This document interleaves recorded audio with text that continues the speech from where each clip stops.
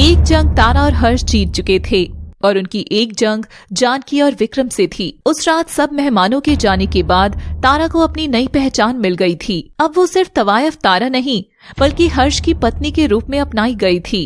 देखा माला ताई, मैं नहीं कहती थी इस तारा का चांद जरूर आएगा, वो भी ऐसा जो अमावस्या के दिन भी कभी मेरी जिंदगी से गायब नहीं होगा।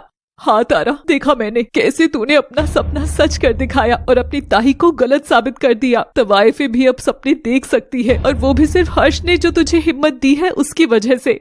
माला हर्ष के पास जाकर उसका चेहरा सहलाती है।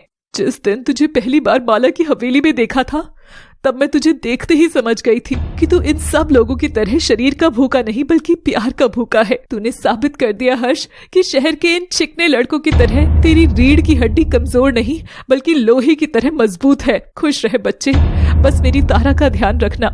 मनोरमा, कजरी और माला तारा से मिलकर चली जाती हैं। हर्ष ने मेरे लिए इतना कुछ किया है, आज मैं भी उसको प्यार देना चाहती हूँ। बस अब समय आ गया है पति पत्नी के इस रिश्ते को मजबूत करने का। और तारा उस रात लाल सलवार कमीज पहनकर तैयार होकर अपने नौकर वाले कमरे को ही खूब सजाती है और रसोई घर से मोमबत्तियां उठाकर उनका इस्तेमाल करती है। मेरे पास ज्यादा साधन न हुआ तो क्या है, हर्ष के लिए मन में प्यार तो बहुत है, अब हर्ष को बहाने से बुला लेती हूँ। जैसे ही तारा उस कमरे से बाहर आती है वैसे ही उसे जोर से एक धक्का लगता है और वह कमरे में फिर से जाकर गिर जाती है। और तभी कमरे का दरवाजा कोई बाहर से बंद कर देता है, जो कि और कोई नहीं बल्कि जानकी ही थी। मेरे बेटे के करीब आने की प्लानिंग कर रही है ना तू, मगर मैं तेरा ये इरादा कभी पूरा नहीं होने दूंगी। जब तक मैं तुझे हर्ष की जिंदगी से बाहर फेंकने तक तुझे उसके करीब कभी नहीं जाने दूंगी, कभी भी नहीं। अब पड़े रहे अंदर ही। माँ जी नहीं, दरवाजा खोलिए प्लीज, दरवाजा खोलिए।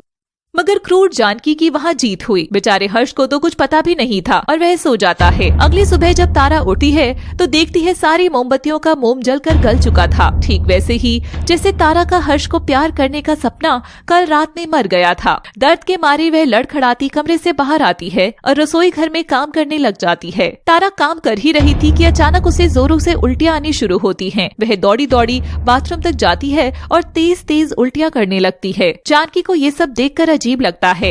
इसे भला कैसी बीमारी हो गई, ये तो खुद ही एक बीमारी है। खैर मुझे क्या। ए लड़की सुन, तेरी ये गंदगी साफ करने के बाद फटाफट नाश्ता बनाकर तैयार कर देना। आज मुझे और विक्रम को हर्ष के लिए लड़की देखने जाना है।